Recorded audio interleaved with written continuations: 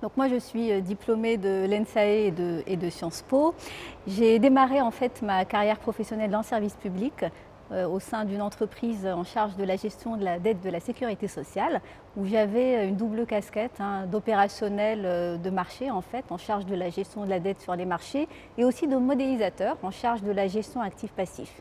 Et ensuite, je rejoins le groupe BNP Paribas, où j'ai occupé successivement plusieurs postes dans les financements structurés, ensuite dans le pilotage stratégique des fonds propres, puis la conduite de grands projets réglementaires, avant de rejoindre la direction des risques, où j'ai touché pas mal à l'anticipation des risques, dont les risques ESG, donc environnementaux, sociaux et de gouvernance.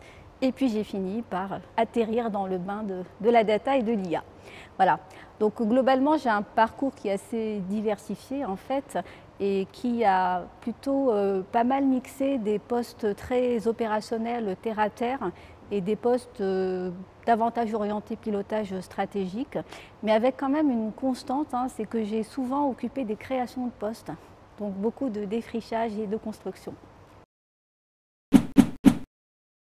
Moi, j'ai beaucoup d'appétence pour la technologie et le digital en fait partie. Comme beaucoup de gens, je suis assez sensible à l'expérience utilisateur que ça apporte.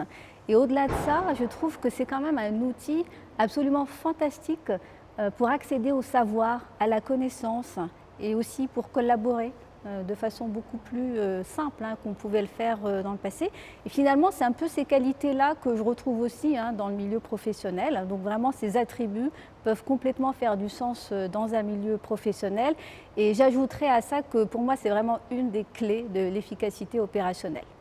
Alors à manier avec prudence, parce qu'on a vu quand même pendant la pandémie que à la fin des fins, toute cette absence d'interaction humaine directe, ça peut vraiment nous dessécher.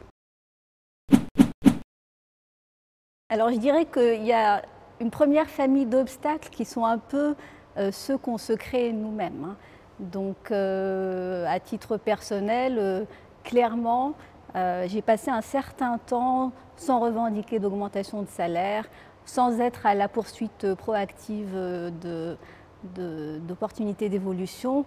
Et même au sein d'une organisation qui quand même a à cœur de mettre en place des processus pour veiller à une certaine égalité homme-femme, il y a un moment où dès lors que les hommes en fait ont une approche, on va dire, beaucoup plus vocale et offensive sur ces sujets-là, ça squeeze le jeu.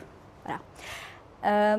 La deuxième typologie d'obstacles tient, de mon point de vue, au fait que quand on commence à arriver sur des champs qui sont surinvestis par les hommes, et c'est typiquement le cas pour la tech et pour le digital, on se retrouve dans des contextes où finalement, d'une certaine manière, il y a moins d'écoute active, il y a beaucoup plus de velléité territoriale, et donc mécaniquement, il y a beaucoup plus de tension.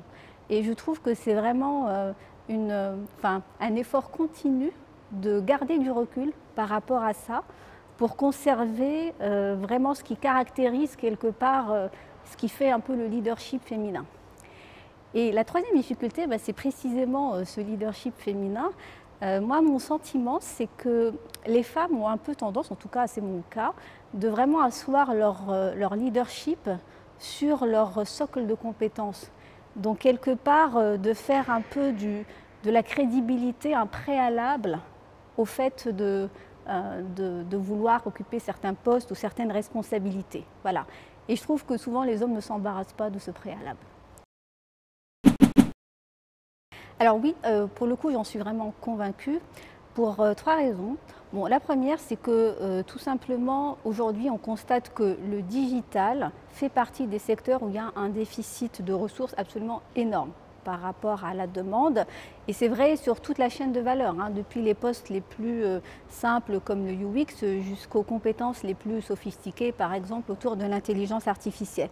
Et du coup, c'est vraiment une opportunité, mais formidable pour les femmes d'investir ce champ, parce que les obstacles que les entreprises auraient pu, ou les freins que les entreprises auraient pu avoir dans un autre contexte, que ce soit du fait de stéréotypes ou de biais ou de recrutement ou peu importe, forcément on tombe, puisqu'il y a un vrai phénomène d'offre et de demande qui, je l'espère, va pouvoir lever ces verrous.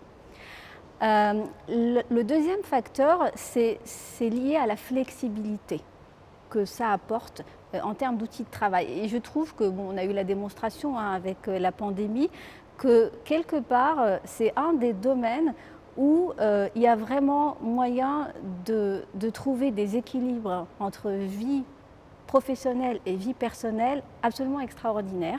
Il y a une vraie facilité à le faire dans le domaine du digital et du coup, sachant que c'est quand même souvent une préoccupation importante pour les femmes, eh ben, j'espère que du coup, ça sera effectivement à la fois une accélération, un facteur d'accélération et quelque chose qui donnera l'envie.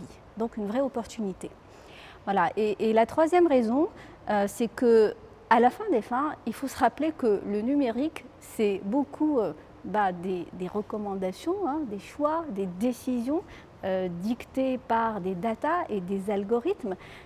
Et il y a un moment où, en tant que société, il faut se poser la question de comment est-ce qu'on constitue quelque part ce pipeline de choix, de recommandations et de décisions. De quoi se nourrissent ces algorithmes?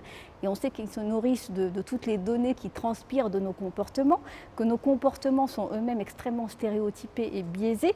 Donc si derrière, on n'a pas finalement un écosystème de forces vives le plus diversifié, le plus inclusif possible pour rectifier ces tendances,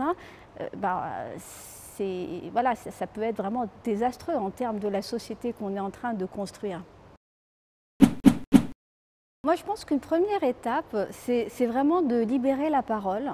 Je trouve que c'est important, en fait, pour ces femmes d'oser en parler à d'autres femmes en particulier, pour échanger sur les difficultés, sur les obstacles, sur comment les lever et aller chercher de l'aide, hein, faire du co-développement, chercher des mentors. Je pense que c'est vraiment une première étape qui peut débloquer beaucoup de situations. Et le deuxième conseil, j'ai envie de dire, c'est vraiment de se faire confiance, hein, c'est de lever les freins, donc déjà ceux qu'on se construit nous-mêmes, hein, comme je le disais, et puis tous ceux qui, quelque part, sont le produit de notre contexte sociétal, familial, de la culture dans laquelle on évolue. Et il faut vraiment se dire, mais pourquoi pas moi?